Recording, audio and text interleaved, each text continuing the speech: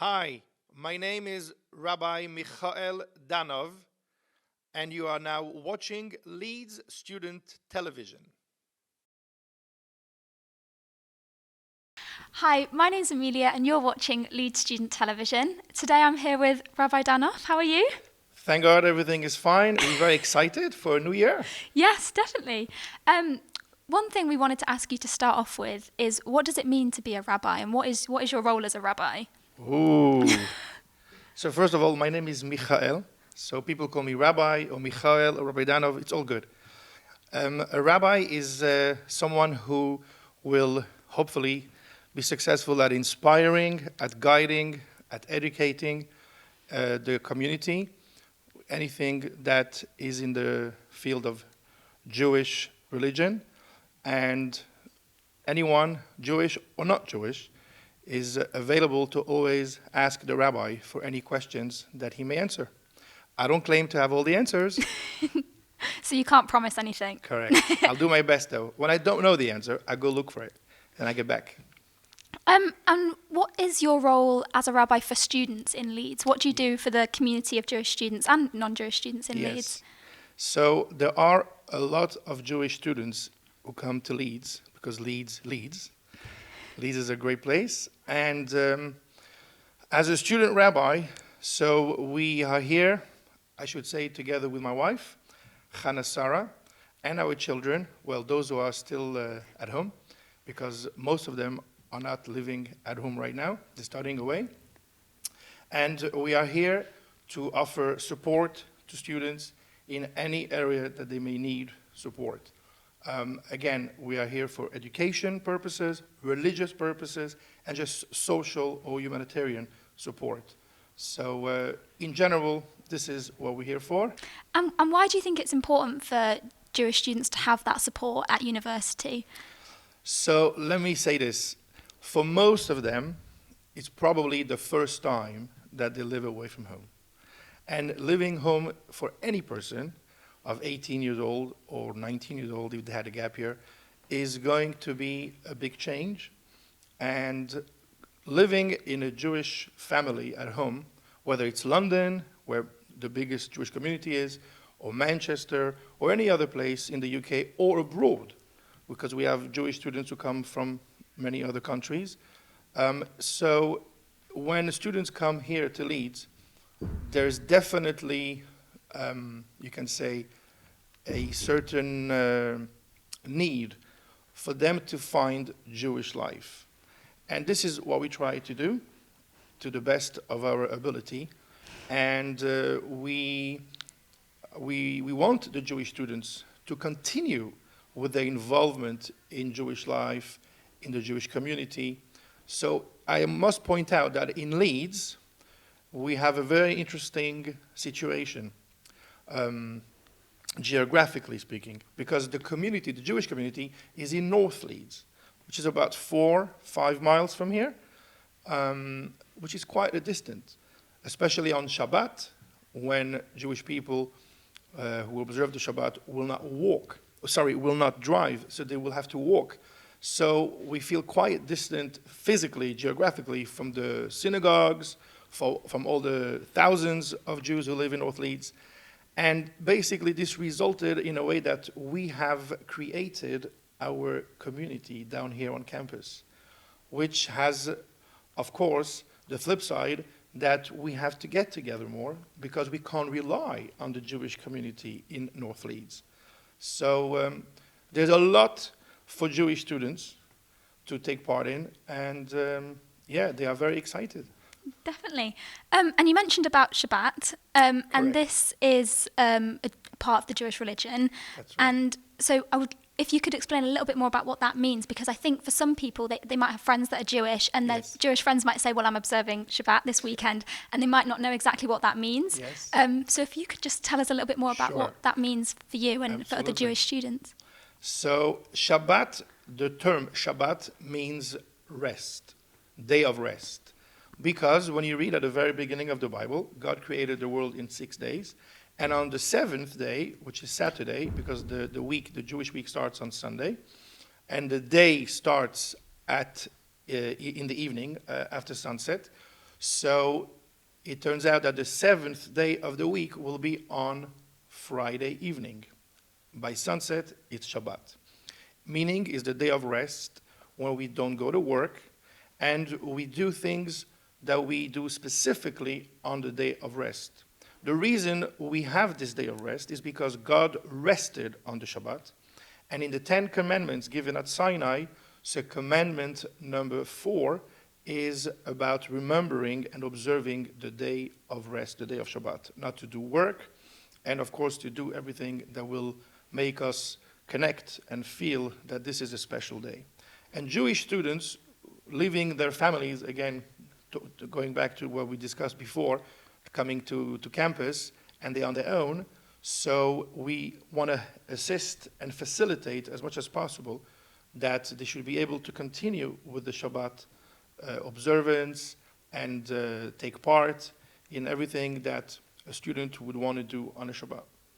Really good. And coming up soon is Rosh Hashanah, which is the Jewish New Year. Correct. What does that translate to officially? Yes, so Rosh Hashanah, for those who have never heard the term before, Rosh is the head, Hashanah of the year. It's the beginning of the Jewish New Year. So we're going to celebrate year 5783. We are about to end year 5782. And of course, it's the Jewish New Year, known as the Jews celebrate their New Year. And we will talk about that in a moment. What do we do? Yes. Very exciting times. But what I would say is it has a very strong message for everybody. And the reason for that is, going back to the Bible, when God created Adam and Eve, we are all descendants from Adam and Eve. God created them on the 6th day of creation. That day is the day of Rosh Hashanah, the Jewish date every year. So it's really celebrating the creation of humans, of men and women. God created Adam and Eve.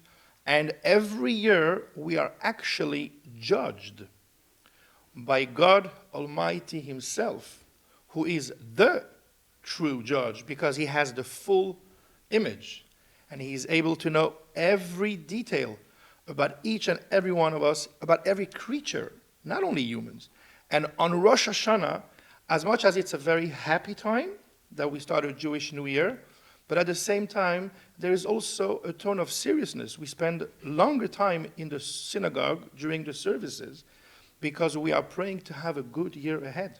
We want God, we call Him Avinu Malkeinu, our Father, our King. Yes, He is the King, but He is first our Father.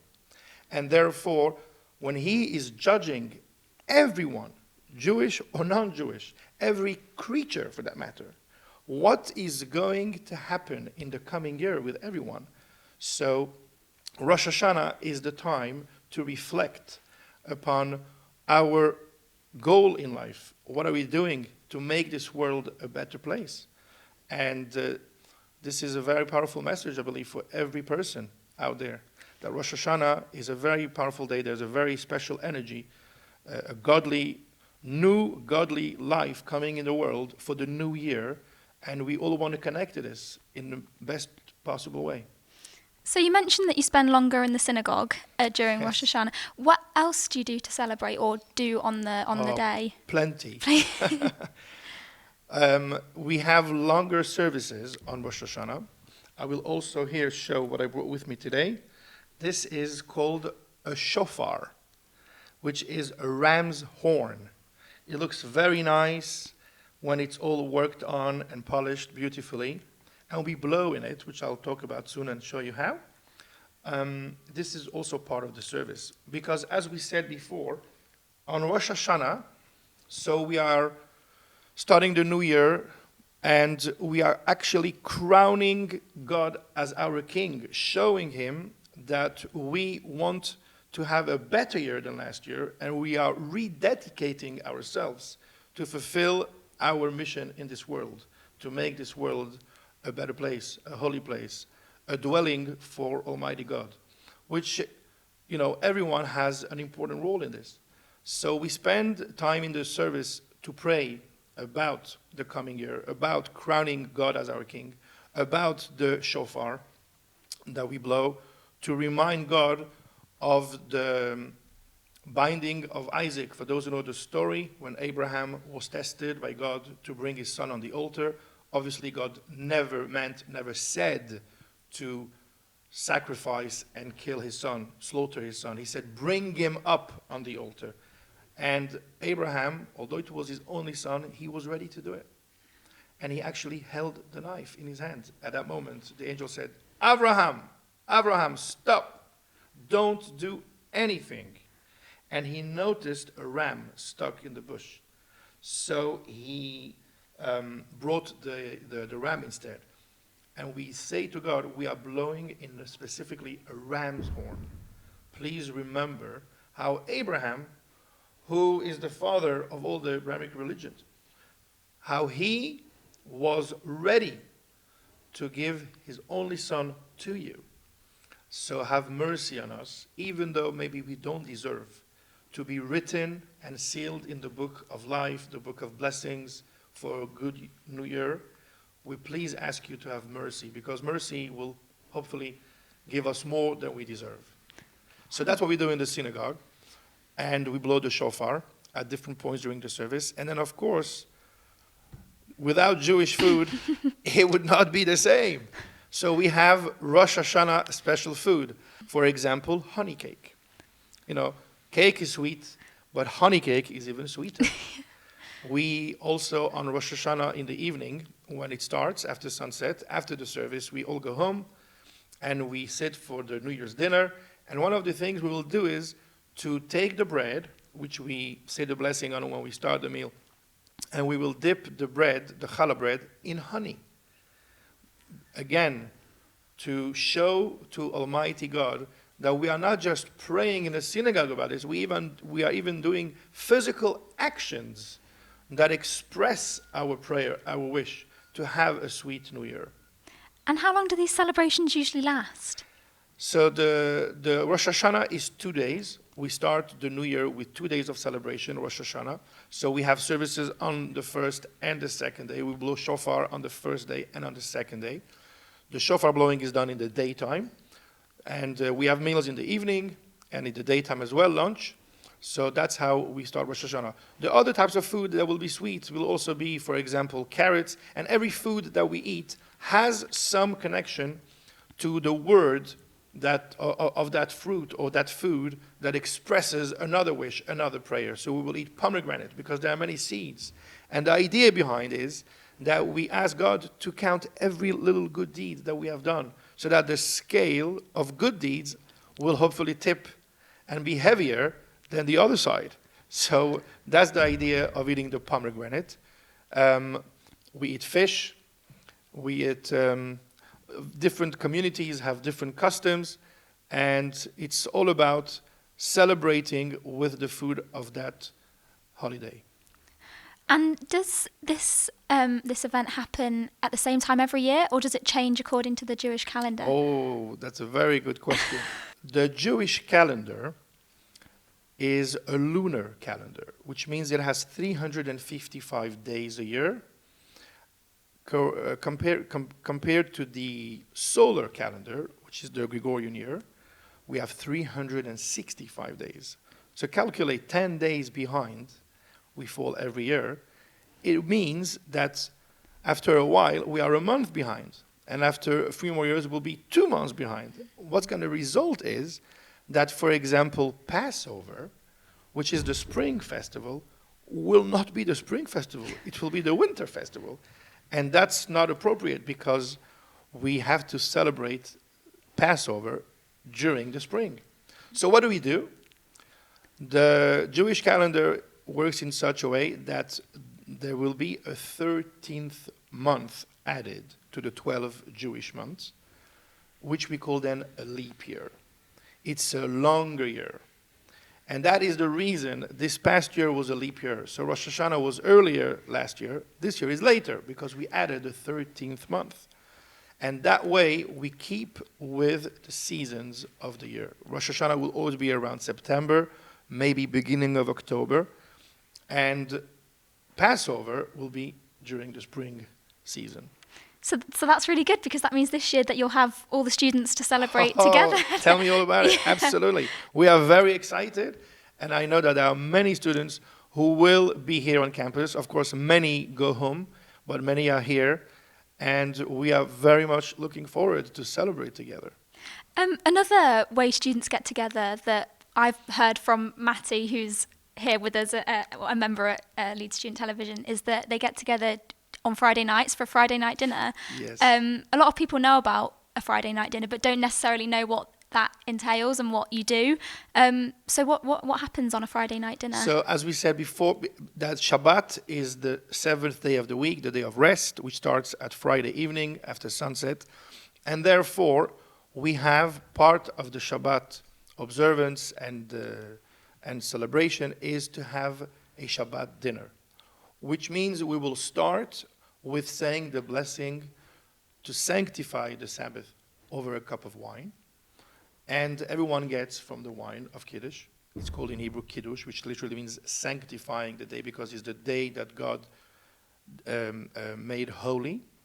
It's the day of blessing, because Shabbat is the day that blesses the entire week and blesses everything we do during the week.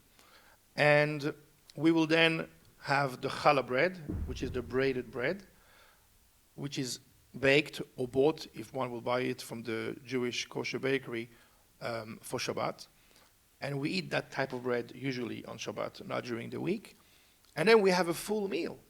So this is, again, a lot of food, whether it's chicken soup, or for those who are vegan or vegetarian, there'll be another option of soup. And then we have a main course. And of course, we are coming together in the spirit of Shabbat, in a spirit of brotherhood, like a family. And at that time, we want to have a l'chaim, which we call in Hebrew a l'chaim, is to wish for life. Chaim means life, l'chaim, for life. And people can have a drink. And it's an amazing experience for students who left home and had this with their family to come to campus in Leeds and meet with people they know from home and make new friends. We, in fact, have many students who met somebody and they got married, and we joined at the wedding celebration. I was just now in London 3 weeks ago for a wedding, exactly 3 weeks today, and it was beautiful to see two people who we have known for a while getting married, starting their own Jewish home. So Friday night is definitely a highlight for Jewish students, and that is as part of Jewish life that we want to facilitate and help students to continue while they're here on campus. Yeah. That's a really beautiful thing, really, that people can get together and celebrate together and just be together as part of such a nice community. Yes. And for the people watching that might think they know something about Judaism but not know if they're right or wrong, do you think there's any common sort of misunderstood aspects of Judaism or misconceptions about the religion that people can often get confused with or just not know about in general? I think maybe it's more that people are not so familiar. And, as much as they learn maybe in school about Judaism, it's still very, very limited. And they may not understand, for example, certain customs, Jewish customs, why it is done so. And they may look at it maybe with a little negative, from a negative perspective. But when one asks and finds out more and understands what's behind, then suddenly everything makes sense. And again, it doesn't mean that it's for everyone. We as Jews don't go out there and get people to convert. Become Jewish, because either you're Jewish or you are ... fill the rest. Not at all. In fact, and I want to say this because we have a very wide audience here, not just Jewish people, the message from the Torah, the Jewish teachings, the Torah that was received by Moses from God, and it goes really all the way to Adam and Eve. They were given the commandments for every single human being on earth. If we want to live a life of meaning and live with a sense of responsibility and mission, that we can make a difference, maybe we can't see the effect of everything we do, but we know that it will make a difference. So there are the 7 Noahide laws. Because as we know, after the flood, Noah and his family were saved and they restarted humanity. And that's why they are called the 7 Noahide laws. There was one more added at that time after the flood. And we all come from Noah and his children. So if people would keep those 7 Noahide laws, which are, quite straightforward, many people will do it, will keep it, to believe in the Creator, that there is a God, not to serve idolatry, to respect people's properties, not to steal, no committing adultery, to be faithful in a marriage, in a relationship, to not make animals suffer, to take a part of a living animal and eat it. God allowed Noah, after the flood, to eat meat from a dead animal, but the animal has to be dead, not from a living animal. And to have a set of legal system, to have courts and officers in every town, so that this world will be a pleasant place, not a jungle. So we keep these commandments, but the question is more, do we do it because the Creator of the world wants us to do so? So we should know that every person, when we wake up in the morning, it's God's message to say, today you can do more and you can make a difference. No matter what age one is, we can find ways to make this world a better place for our own personal life and the people around in the community. Wow. And for the people that are watching, do you have a final message to send out to them, something that you'd like to let them know, or something that we haven't Well, I covered? would say that anyone who has any questions, first of all, you are always welcome to reach out, and I'll do my best to answer. If you know of any Jewish students on any campus, you can tell them that there is Jewish life on most big campuses in the UK, and they can get involved. It's an opportunity.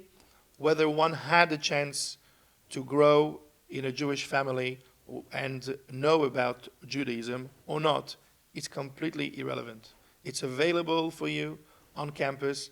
Take the opportunity and learn about your religion, about who you are. Wow, that's lovely. Thank you for speaking to us today. Pleasure. We've loved having you. Thank you. And I'm sure that this video will help many people that maybe didn't know about Jewish communities in Leeds and will now love to reach out. Very So good. thank you so Maybe much. we can finish with a high note. Definitely.